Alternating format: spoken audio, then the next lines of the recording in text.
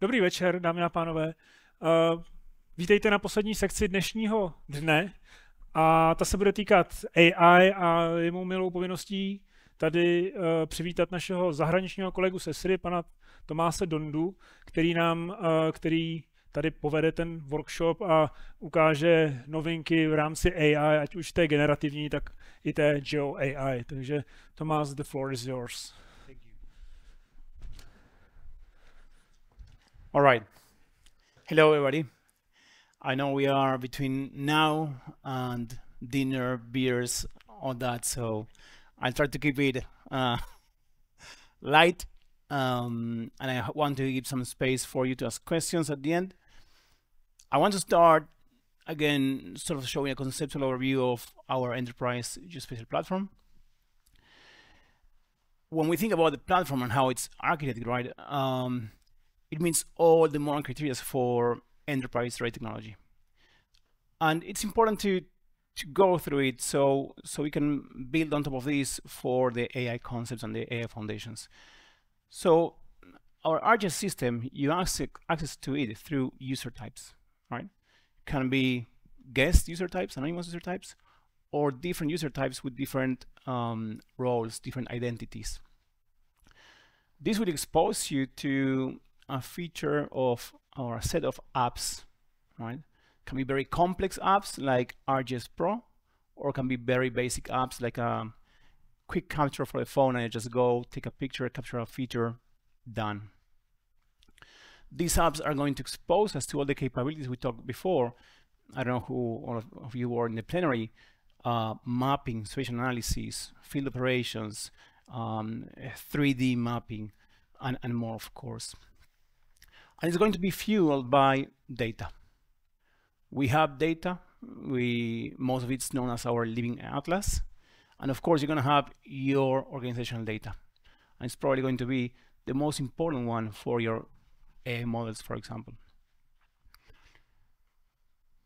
Behind this, we have a layer of developer tools. So you can actually extend all the above using our developer tools.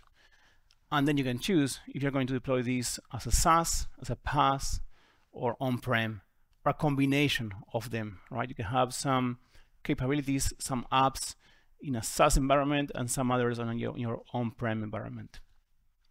And finally, we integrate and we operate with other systems. So we have services ready for you to integrate with other systems. That's how we see the ArcGIS system today. But of course, it's been a journey, right? I started with GIS 20 years ago in Argentina. That's more where my accent is from.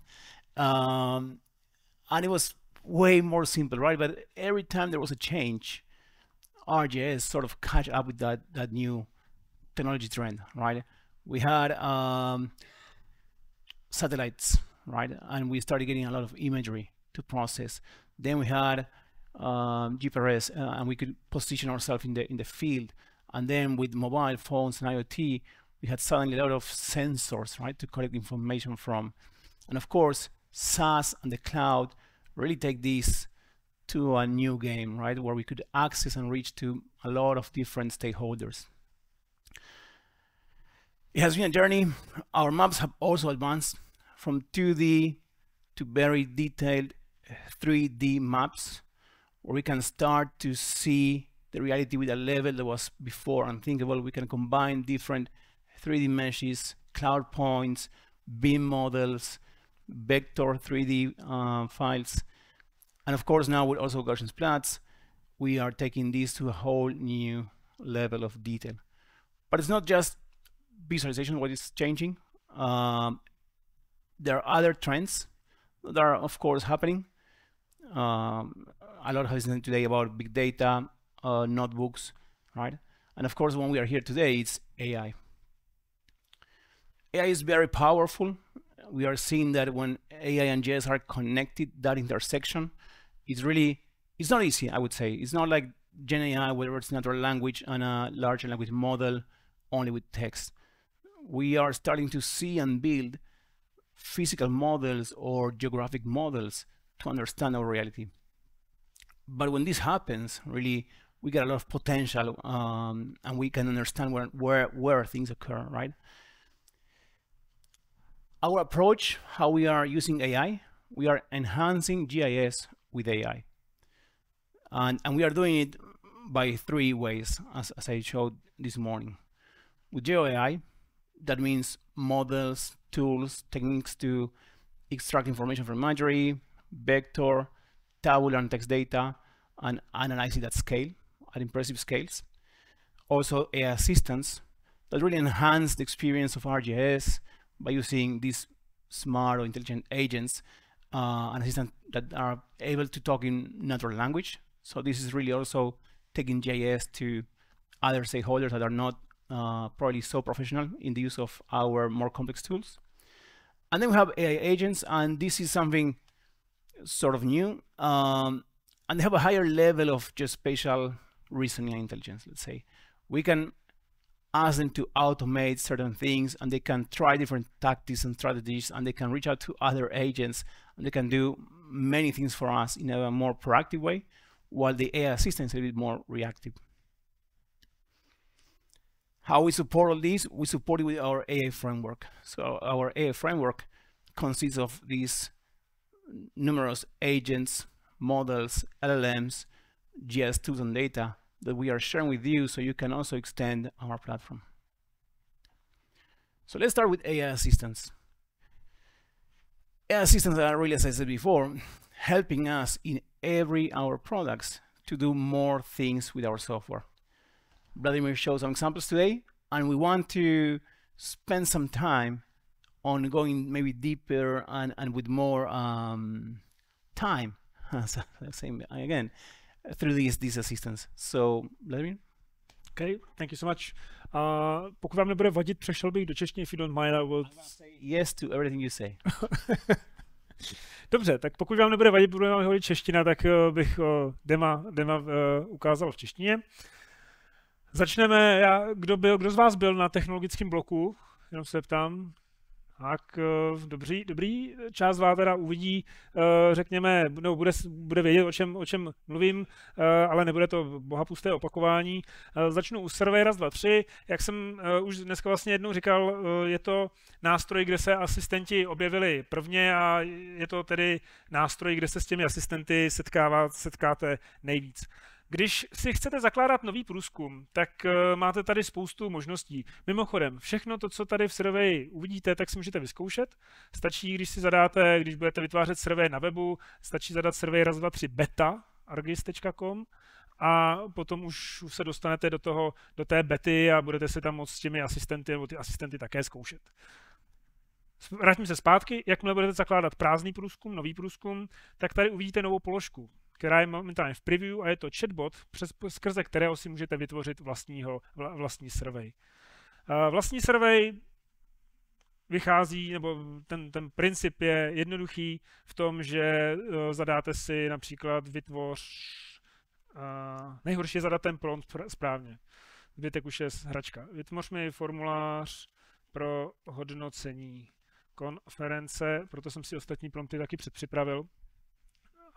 Ale chtěl jsem aspoň jeden vám ukázat, že teda skutečně to funguje interaktivně. A tady vidíte, že už vám vlastně asistent vygeneruje návrh toho formuláře, tak jak si myslí, že by to mohlo fungovat. Vy samozřejmě v rámci té další diskuze s tím chatbotem můžete nechat si přidat další otázky, odebrat otázky, změnit datový typ a podobně. Jakmile jste s tím návrhem spokojení, stisknete tlačítko generovat a ten AI asistent vám ten formulář vygeneruje. Úplně tady na to nechci čekat. Dobře, slyšel mě, byl rychlejší a nechám ho doběhnout, abyste mě věřili, že to skutečně funguje. Tak se během několika vteřin tady mě vytvoří formulář na základě toho, co vlastně vyšlo z chatbota. Ten formulář byste nyní mohli dále upravovat k obrazu svému, ale už ta prvotní myšlenka vlastně může vzniknout s pomocí asistenta. Jakmile máte formulář připravený, můžete použít dalšího asistenta. Co se mi strašně líbí na survey, a je to trend, kterým se spousta produktů v rámci Esri teď ubírá, a to je vícejazyčnost. Vícejazyčnost je super věc, pokud chcete přidat nebo chcete umožnit, aby ten produkt, v našem případě formulář, používali i lidé, kteří třeba v našem případě nemluví česky. Můžeme tady mít tedy anglický formulář, můžeme tady mít ukrajinský, arabský, čínský, jakkoliv. A vy můžete do toho surveje právě přidat více jazyků. Samozřejmě asi, nechci vás teda podceňovat, ale ne asi znát, nebo máte znalost všech jazyků, které tam chcete mít. Já třeba neovládám dánštinu, tu jsem se nikdy nenaučil. A zasmáli jste, někdo se zasmál, tak děkuju. Děkuju. A právě když vytvoříte si ten vícejazyčný survey, tak máte tady možnost právě asistenta překladu. Jakmile zvolíte asistenta překladu, zvolíte si jazyk, který chcete přeložit a dáte přeložit a vytvoří se vám cizojazyčná verze vašeho formuláře. Ta položka zůstává jedna, pouze se mění to UI, to znamená ty překlady těch textů, a vy jako uživatelé toho surveje potom tady budete moct potom akorát měnit ten jazyk pomocí přepínače. Takže každý ten uživatel bude mít svůj jazyk, ale vy máte na správu pouze jednu položku, jednu mapu, jednu službu, takže je to opravdu za mě hezky vymyšleno. Další věc, pokud se bavíme o asistentech, je computer vision, což je analytická funkce asistenta, která funguje buď to na obrázek, nebo na hlas, nebo na text. Tady vidíte, že jsem si teda to, co jsem ukazoval na plenary, takže omlouvám se těm, co už to viděli. Z fotky jsem si nechal vygenerovat tedy detail nebo popis toho, co na tom obrázku vidí. Ale protože jsme na workshopu, tak vám ukážu, jak jsem se k tomuhle dostal. Samozřejmě prvním krokem je mít obrázek, abyste tam ten obrázek dostali. Ale to, co je důležité, je, a teď si teda zavedu překlad a dostaneme se k tomu, mám tady textové pole a na tom textovém poli mám výpočet. Moc často jsem se předtím s výpočtem na textovém poli nesetkal, ale vy tady máte možnost mít právě, že chcete extrahovat informace z obrázku, máte tady nastavenou analýzu snímku a prompt. Abyste mě věřili, že to skutečně funguje, tak vám to ukážu. Přidám si sem číselnou otázku. Tu číselnou otázku si nazvu počet, aby to mělo nějakou formu. Nastavím si, že chci, že chci vypočítávat, nebo chci jako vstup pro výpočet mít vstupní obrázek pro AI, což je otázka obrazová. A mám tady zase, protože jsem v té betě, tak tady mám možnost analýzy snímku. Teď už do toho promptu napíšu to, co potřebuju. To znamená, v našem případě tady si s dovolením překopíruju, že chci, pokud jsou na obrázku lidé, spočítej mi a vrať mi to číslo. Mrkneme se na to, v podstatě zadám prompt a chvilku počkáme, až se nám vygeneruje ten náhled. Doufám, že to bude rychlé. Jo. Často trvá. Tak, tady vidíte, že už mě přibyla otázka s počtem. Já si sem opět přidám ten obrázek. Necháme ho chvilku pracovat. A vidíte, že mi to nic nespočítalo. To se může stát. Teď nevím, teď jsem tam někde musel udělat chybu. I to se stává. To je kouzlo živých ukázek. A zkusíme upravit prompt. Uložíme a spustíme si náhled. Tak ještě dáme tomu ještě jeden pokus. Oni vždycky pro práce s asistenty je o tom, že je potřeba definovat přesně. Jestli znáte ten český film s paní Anžurovou a s panem Nárožným, kdy on říká definuj přesně, tak tohle je přesně ta ukázka, která platí pro ty AI asistenty.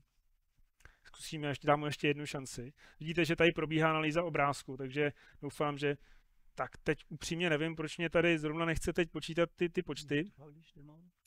It's not necessary, because when I tested before it worked. So prostě teď se mu nějak úplně nechce, ale počítal, věřte mi to, tady ten horní prompt funguje, takže aspoň ukážu princip a když tak si to můžeme potom ukázat, zkusíme to ještě večer.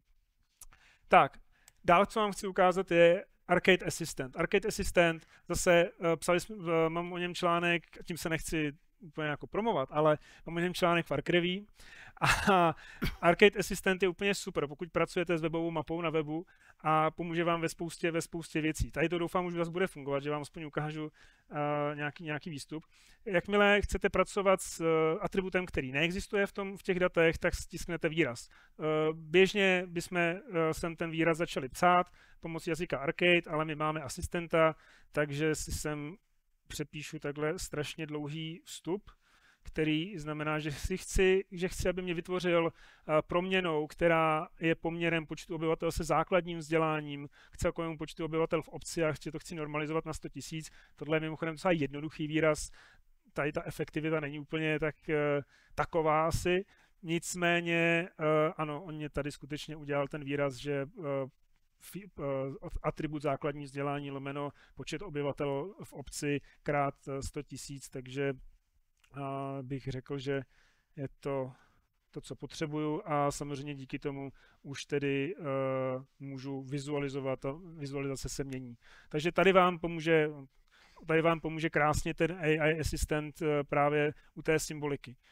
Úplně stejně vám pomůže u popisků, pokud byste pomocí jazyka Arcade si potřebovali upravit ten popisek a říkám, to, co je za mě úplně nejlepší, je, že s ním můžete pracovat v pop-upech, kde si člověk s tím opravdu může vyhrát a já tady ukážu tady už jenom jednu ukázku a to je, že budu chtít, aby mě přidal do vyskakovacího okna graf. Takže zase, jakmile otevřete Arcade Editor, tady uvidíte ikonku pro asistenta, vložíte mu prompt a ten prompt chvilku bude pracovat a vygeneruje vám kód. Jak jsem zmínil, zase se budu opakovat, omlouvám se, dobrý vědět, co vám ten asistent vygeneruje, úplně 100% důvěřuj, ale prověřuj, tady platí pro AI vždycky. Ale zas na druhou stranu, já než bych napsal tenhle ten dlouhý kód, hlavně bez chyb, tak tady to mám za několik málo vteřin a je funkční. Takže tady to skutečně může pomoct. Tak a poslední ukázku, kterou tady mám připravenou pro vás, je taková, řekněme, ozvěna budoucnosti. Kromě Arcade Assistantu Esri aktuálně pracuje na ArcGIS Notebook asistentu, který pokud máte ArcGIS Online nebo ArcGIS Enterprise, nebo respektive ArcGIS Online tady spíš, tak máte zde Python prostředí, ve kterém máte Python interpreter, kterému říkáme notebook. Je to prostě nástroj, skrze kterého můžete psát kód v Pythonu. A nově s Esri sem chystá mít asistenta, který vám pomůže generovat tento Python kód. A funguje to vlastně úplně stejně jako ten Arcade, to znamená, zadáte si prompt, chvilku počkáte a on se vám vygeneruje kód, který si následně můžete skopírovat a pak s ním dále pracovat. Chvilku počkáme, ukážu vám ten kód. Tady vidíte kód, který je skutečně funkční, ale chci tady ukázat ještě jednu věc, která je za mě úplně zásadní. Tady vy máte kromě toho, že vám to generuje kód, tak vám to ještě umí ten kód vysvětlit. To znamená, vy můžete přidat jako do promptu vysvětli mi kód, dáte mu Python kód a on místo vygenerování vám tady dá i informaci o tom, co v tom kódu vlastně je. Takže vás může i učit a pomoct s vysvětlením, co v tom kódu vlastně vidíte. Takže to je taková ochutnávka těch AI asistentů, které se chystají, je velká řada, chystají se do ArcGIS Pro, chystají se další se chystá do s.r.o, který pomůže třeba s přesunem textových formulářů do té elektronické podoby. Takže příští rok bude patřit asistentům a pokud by vás to zajímalo víc, tak určitě dejte vědět. A já teď zase předám hand floor to the Tomás again. Thank you. We will continue. So yes to everything he said. I have my assistant, so I'm following my AI assistant, helping me to translate this. So these are some examples that how AI is really changing our lives and helping us, right, to do more. Vladimír just showed some examples of what you can do with our AI assistants. These are some examples, right? But you can actually ask them whatever. And I have here, I don't know if I'm going to be able to share these. So these are some examples, right, of applications that we all always have. And you can come and say, hey, I want to see better these layers. I want to see better these pop-ups, right? And you can have really amazing products, outcomes that will help you to do better things that sometimes are very complicated. I think Arcade is very powerful, but I don't know how to use it. I can do maps, I can do many things with our technology, but I don't have time to learn Arcade, right?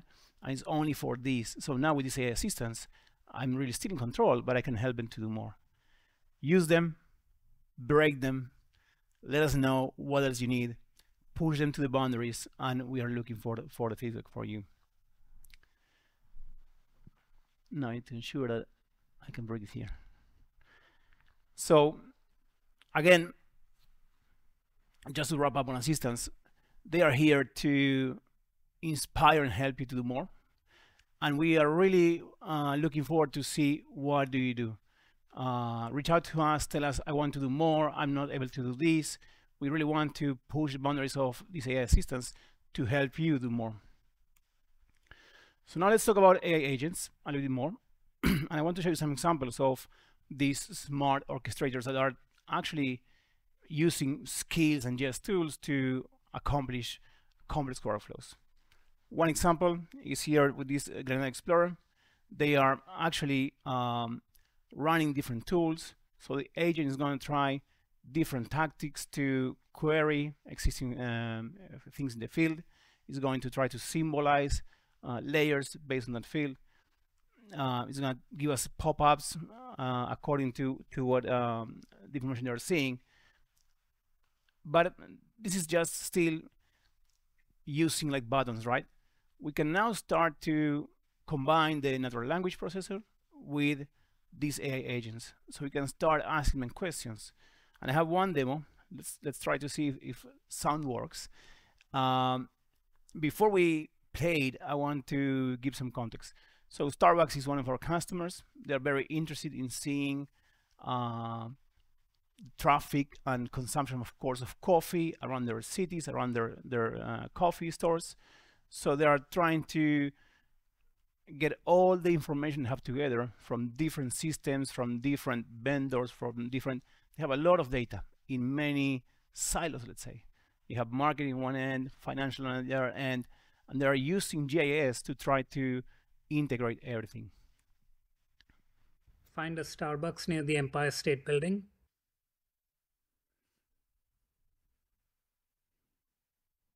The nearest Starbucks is 0.65 miles away at 296 303rd Avenue.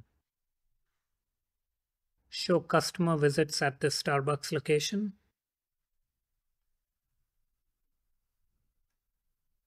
The highest customer visits at the Starbucks location occur on Friday with 2,165 visits. The lowest customer visits occur on Saturday with 1,115 visits. Show other places that customers visit from the Starbucks.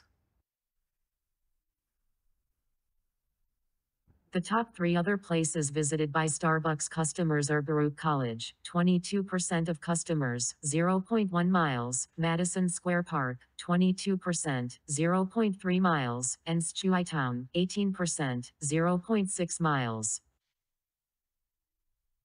How much do people spend on coffee in this area?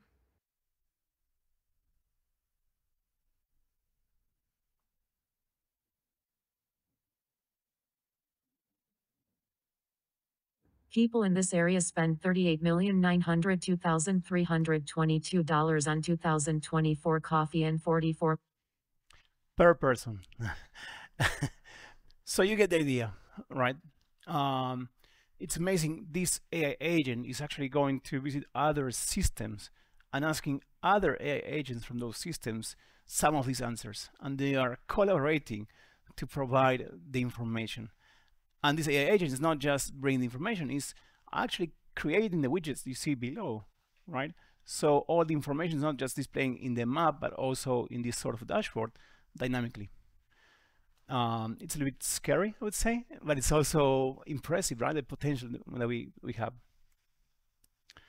And finally, I would like to talk about, I think, our most mature AI pillar, which is GeoAI. GeoAI, I think, has been here for many years. It's something that many of you have been using for years already. But with this AI sort of trend or empowerment of AI and CEOs, CTOs, CIOs saying, let's try to see what we can do with AI. GeoAI has, they're actually talking about Gen AI most of the times, but GeoAI has also benefited from this, and we are seeing a great adoption on these tools. If I have to ask you how many trees you see in this picture, and I'm going to buy a beer afterwards to the one who gets the right number, more than 300? I see some hands, very good. More than 1,000? More than 10,000? Oh, that's good.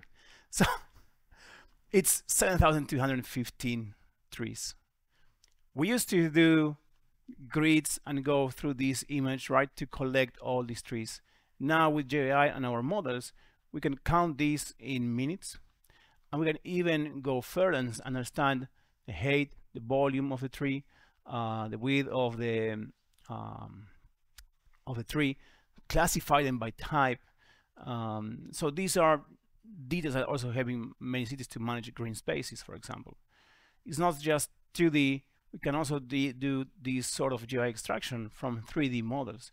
We can see cars, we can see doors, windows from, for example, cloud points. So GeoAI is really helping us to extract information from imagery and 3D. It's helping us to understand what's happening through time, like, for example, detecting small changes in land use. And it's also helping us to get information from text, and most of the times also geocoded, right? Or assign a location for that information.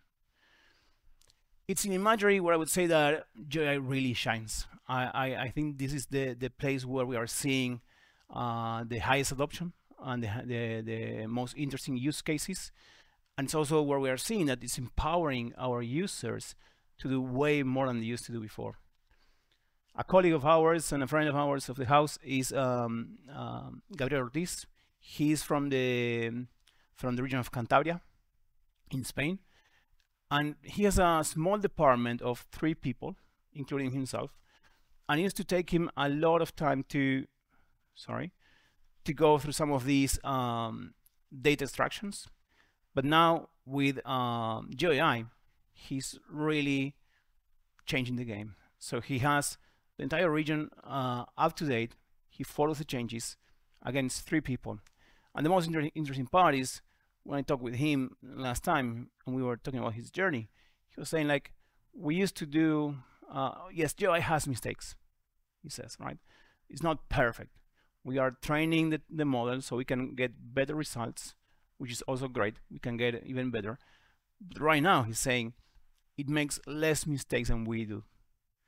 So the benefit of this is now his team can probably spend time on the 20% that is more difficult to extract. They can ensure that they have 100% of the extraction correct, right? And they can focus themselves on building information products based on this. Another example of AI, of GeoAI, is, I'm trying to change here, Valencia. So last year, I was going to Barcelona for the Smart Cities Congress, and 2 days before I was there, the flooding of Valencia with the Dana happened. It was a very bad situation. I have family and friends living in Valencia, and some of the departments of the city with Esri Spain flew a drone through the city very fast, and they captured a lot of imageries. They processed in hours using GeoAI those images in the cloud, and they got them, so a digital evaluation model. So with this, they could see, okay, which were the parts that were most affected. With that information, now they understood, okay, we can focus in this part, but all the streets were covered with debris, obstacles, garbage, cars. So they use some GeoAI techniques to detect which were the places, the streets, where the people really need help first, to remove the garbage and the debris from there, so that the teams that were in the field, even people, could help there. Once they got all that information, they share it through some dashboards to the people who was actually on the field, and they prioritize the help and the actions based on this. This is how Valencia tried to, okay, the worst thing happened, but they tried to recover fast using GeoAI. This is one slide that they share with me, and I like it because it's sort of the geographic approach, right? When you think about it, they understand, they get more data, they turn that data into information, and they share it so they can act and decide quickly. And all this was sort of empowered by GeoAI all the way. As you have just seen, ArcGIS supports comprehensive GeoAI workflows. In deep learning workflows, you usually start with image management. So you have your data, and then you label it, you prepare it, you train the model, you do inferencing. So all these techniques to get a good model in place. And then you post-process information and you can share it, right? But not always you have to do this. We have as well some models in place, some GeoAI models available for you that you can use, you can try, you can fine-tune if needed. These are pre-trained and ready to use. They might not be perfect in some cases. Some people get a tree model and they wanted a palm model because they want to see palms specifically. So you can prepare them, train them, change them, right? But you don't have to invent the wheel. You have a lot of things already done for you. This is making AI more approachable. And just to give you one example, an electric company used their cloud points, right? And they ran some tools to classify this LiDAR cloud point using deep learning. So, sorry. So the final result was they understood this cloud point, right? And from here, what they did afterwards is they extract vector information from this point of clouds. So they could understand, okay, where is my pole, where is my line, where is my tree, based on this classification. One more step further, they use some 3D buffer analysis to understand where they have intersections between these vectors and the trees.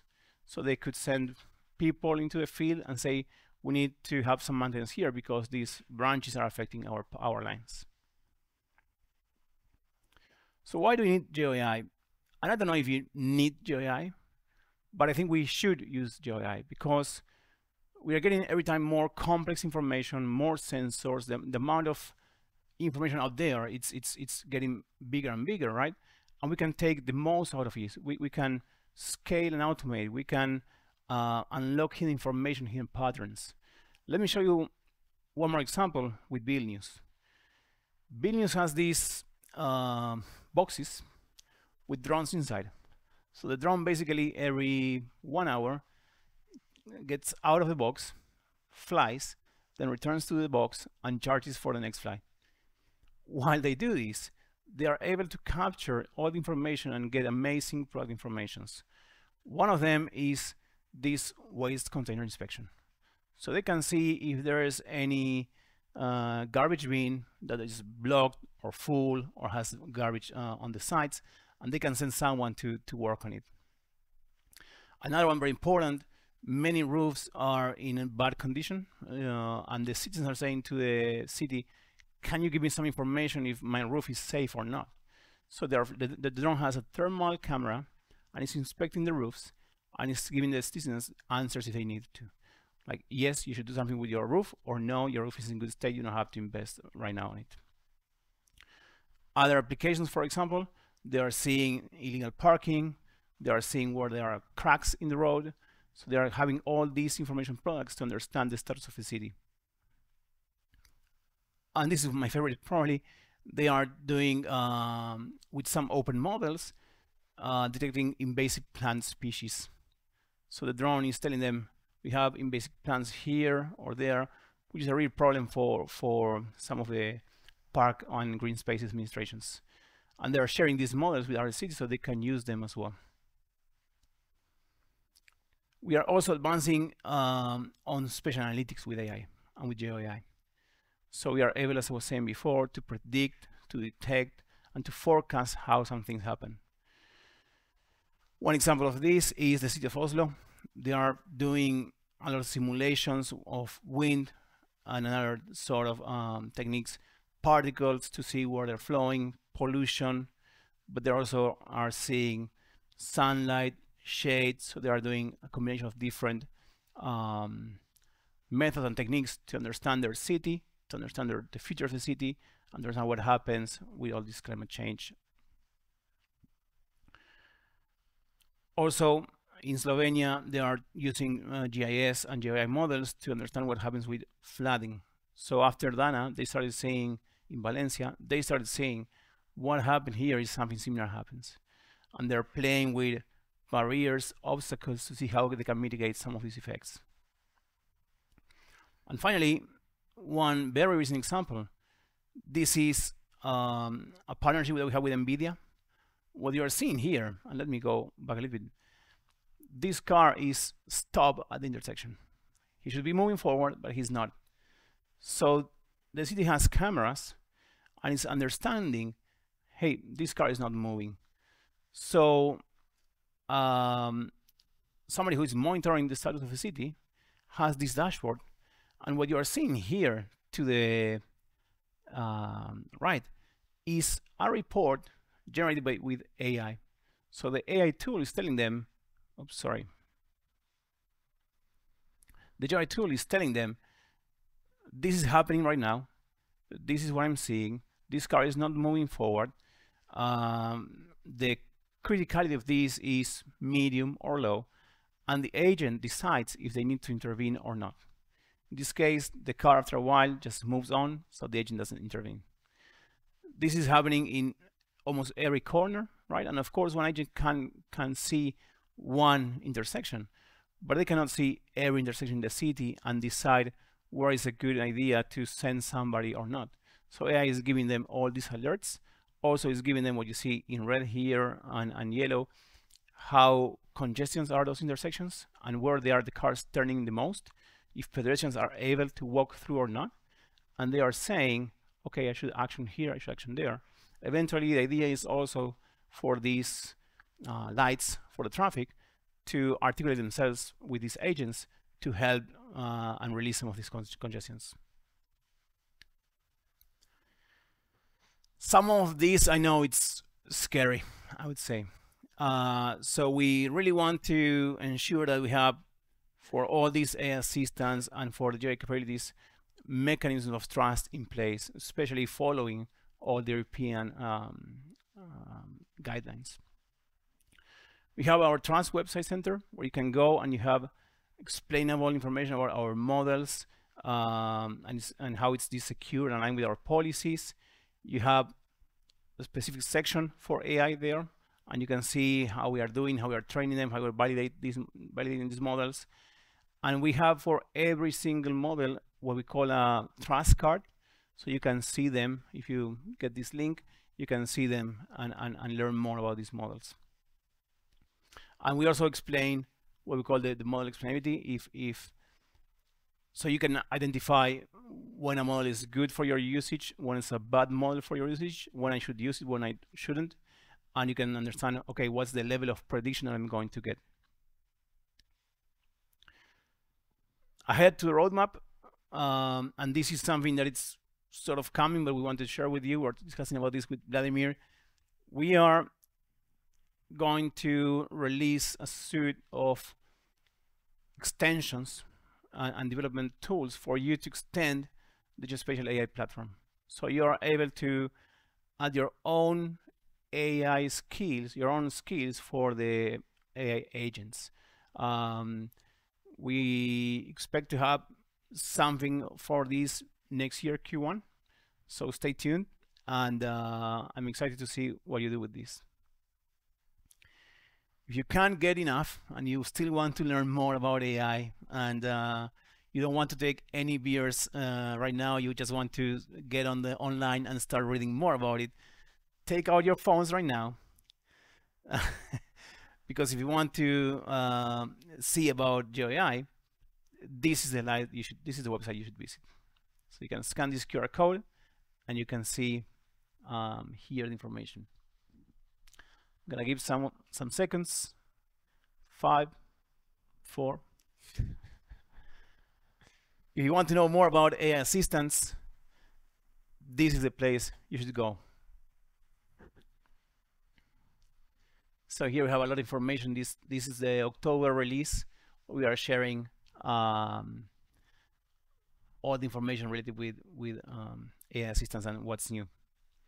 And if something else you want to know, if there's something that you have questions and you can't find answers, you can connect with us. This is our LinkedIn.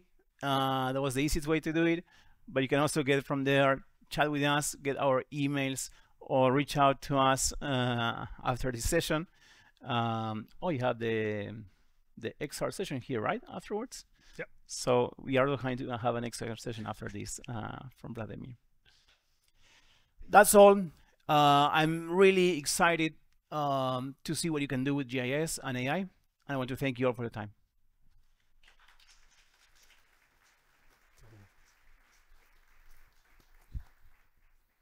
And thank you so much, Tomás. And I have one more, if you can slide. This is the revenge. This is my revenge to AI assistant.